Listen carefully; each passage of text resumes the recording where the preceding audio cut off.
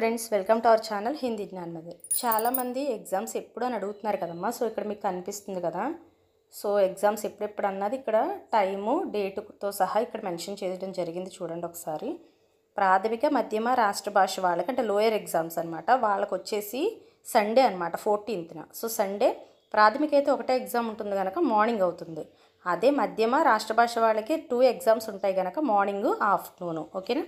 So తర్వాత higher exams అనేసి ప్రవేశిక, విశారద, పూర్వార్ధ, ఉత్తరార్ధ అవి మనకి 13th అంటే సాటర్డే మార్నింగ్ ఆఫ్టర్నూన్ కూడా రాస్తారు. అలాగే సండే మార్నింగ్ కూడా రాస్తారు. ప్రవేశిక, విశారద, పూర్వార్ధ కూడా అంతే.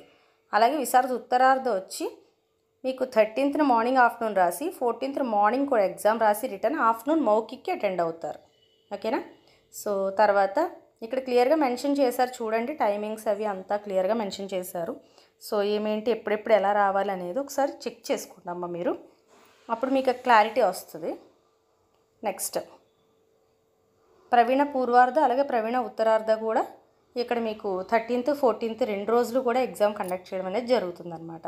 ఒకసారి టైమింగ్స్ అవి ఇక్కడ మీకు కనిపిస్తుంది కనుక సో చెక్ చేసుకుని నోట్ చేసుకోండి ఎవరైనా.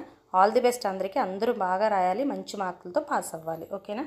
Thank you very much and support to Hindi Gyan Mandir channel. ఈ ఛానల్ని అవసరమైన వాళ్ళందరికీ షేర్ చేయండి. Thank you very much. All the best అమ్మా.